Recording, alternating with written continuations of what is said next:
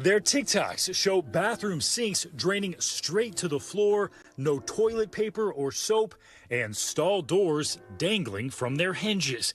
High school students in Puerto Rico using social media and some humor to highlight a serious problem: dilapidated conditions at some of their schools. Often using the phrase "jóvenes uniforme completo," poking fun at being told to wear their full student uniforms while their campuses are in some cases quite literally falling apart. Alicia Torres, a senior at Luis F. Crespo High School in the coastal town of Camuy, started the trend this month. Telling NBC News it's not just her school, it's a systemic problem that's been happening for years. More videos followed, other students showing the rundown conditions from their own schools, using humor to demonstrate the issues, like pretending to wash their hands in broken sinks. Alicia says the bathrooms at her school were often locked or in such bad shape her classmates had to leave or wait until they went home to use the bathroom. So how did things end up this way? Miguel Rivera with the Puerto Rico Teachers Federation says it's been years in the making. The deterioration due to lack of maintenance was aggravated by the recent hurricanes and earthquakes. But he also questions how funding is being used, saying there have been cases where companies have been hired to repair the schools and the job never gets completed. The Education Department is the island's largest agency with a budget of about $2.4 billion and an additional $4.6 billion in federal funds.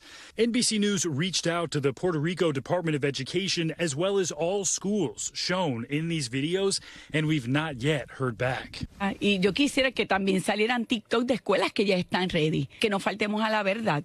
Puerto Rico's Education Secretary Yanira Raíces Vega addressing the TikTok controversy in a radio interview, saying the work is being done, but not all schools have been addressed, and telling Telemundo the rough situation was worsened by recent hurricanes and the pandemic. Es que la infraestructura había sufrido tanto que sería injusto darle responsabilidad cuando ahora fue que me llegó la asignación. While politicians and leaders debate who's to blame, these students say they'll continue with their TikTok activism. El futuro de Puerto Rico merece unas mejores condiciones escolares.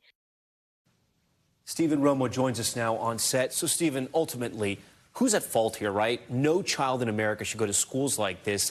Can the Department of Education do something? That's such an important point. These are American children. So many people forget that about Puerto Rico. We actually just got a response from the U.S. Department of Education saying that maintenance for these schools, that is an issue for Puerto Rico itself. But they say they are working with the island to try to decentralize the education system. So running that by the union representative we spoke to in the piece, they say they believe that means more charter schools. In 2018, they opened their first charter school. They're going that direction, something the teachers union is not for right now. They say that they don't think that's the solution. They say that is more privatization going on in Puerto Rico, which they think contributes to more problems. What is clear right now, there is plenty of blame to go around. There's also $4.6 billion in unused stimulus money from the COVID aid package that has to be used by September. So you have unused money, and you have kids that don't even have running water in schools. Right. A lot of outrage over that fact.